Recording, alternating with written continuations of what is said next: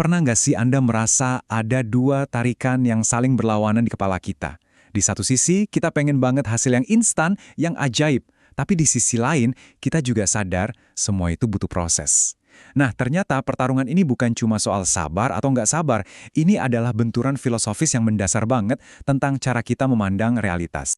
Siapa sih yang nggak mau, ya kan? Keinginan untuk dapat hasil maksimal dengan usaha minimal itu manusiawi banget. Kita semua diam-diam pasti suka cari jalan pintas. Nah, justru dari keinginan inilah kita bisa mulai membedah dua cara berpikir yang sangat berbeda. Logikanya si roh dan logikanya si petani. Oke, kita mulai dari pola pikir yang pertama. Untuk ini, kita pinjam sebuah ide keren dari filsuf kita, Tan Malaka. Beliau menyebutnya logika mistik atau logika roh. Nah, ini dia intinya. Menurut cara pandang ini, kekuatan yang sejati, kekuatan si roh ini, itu nggak boleh terikat sama aturan waktu. Justru kalau harus menunggu, itu dianggap tanda kelemahan. Itu bukti kalau dia tunduk pada kekuatan lain yang lebih besar, yaitu sang waktu itu sendiri. Jadi intinya gini, dalam logika mistik, sesuatu itu dianggap maha kuasa kalau bisa menciptakan hasil secara instan. Kekuatannya itu datang dari kemampuan buat melompati proses, buat menentang hukum alam yang butuh durasi. Inilah kan esensi dari sebuah keajaiban. Di sini kita bisa lihat konfliknya dengan jelas. Di satu sisi ada dunianya roh, di mana segalanya bisa terjadi dalam sekejap. Di sisi lain ada dunianya petani, yang terikat sama waktu, di mana setiap hasil adalah buah dari sebuah proses yang sabar. Dua dunia dengan dua logika yang benar-benar bertolak belakang. Nah sekarang, kita lihat lawannya. Kalau logika mistik itu menolak waktu, sains justru sebaliknya. Sains memeluk waktu sebagai fondasinya. Betul banget, sains itu nggak mencoba buat mengalahkan waktu. Malah sebaliknya, sains mencoba memahami gimana cara kerja waktu dalam setiap proses di alam semesta ini. Coba bayangin, tanpa dimensi waktu, yang nggak ada perubahan, nggak ada gerak, nggak ada kehidupan yang bisa kita pelajari. Contoh paling pas ya metode ilmiah, proses dari observasi, bikin hipotesis, eksperimen, sampai dapat kesimpulan itu kan alur yang logis dan wajib diikuti. Nggak bisa tuh kita lompat dari pengamatan langsung ke teori, tanpa melewati langkah-langkah di antaranya. Dan setiap langkah itu butuh waktu. Atau ambil contoh yang paling gampang deh, merebus air. Ini proses yang nggak bisa ditawar. Nggak ada doa atau mantra apapun yang bisa bikin air mendidih seketika tanpa ada transfer energi yang butuh waktu. Sains ngajarin kita kalau hasil itu adalah fungsi dari materi, usaha, dan waktu. Tiga-tiganya. Oke, sekarang kita balik lagi ke pahlawan kita dalam logika ilmiah, sang petani. Dia ini simbol yang sempurna banget buat cara berpikir yang membumi, yang berpijak pada kenyataan.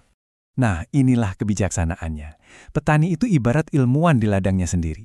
Dia nggak melawan alam, tapi dia berusaha memahaminya. Dia tahu betul kalau mau panen, dia harus tunduk pada sang tempo.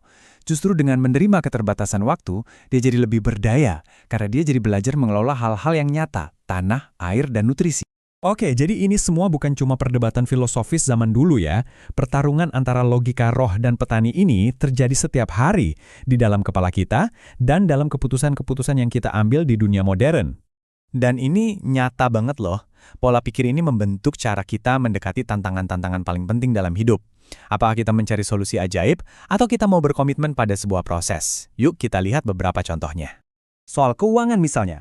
Logika roh itu muncul dalam bentuk skema investasi bodong yang janjiin untung instan. Orang berharap ada algoritma ajaib yang bisa melompati waktu.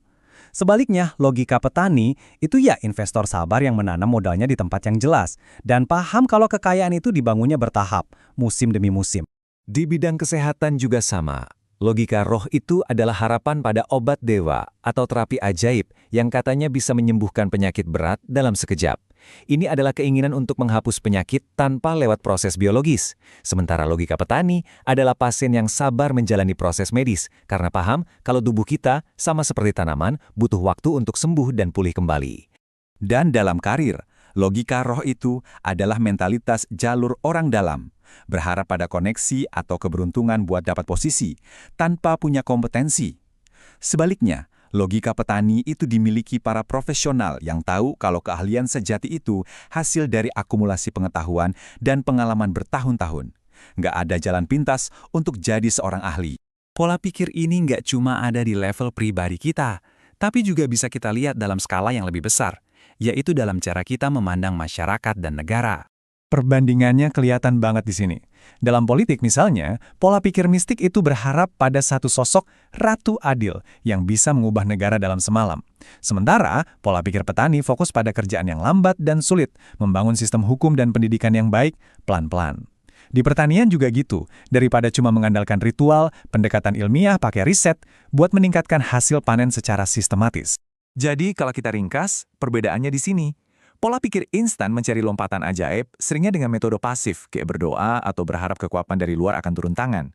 Sebaliknya, pola pikir proses itu bekerja secara aktif, memahami kalau waktu adalah hukum yang nggak bisa dinegosiasikan. Pada akhirnya, pertanyaannya balik lagi ke kita masing-masing.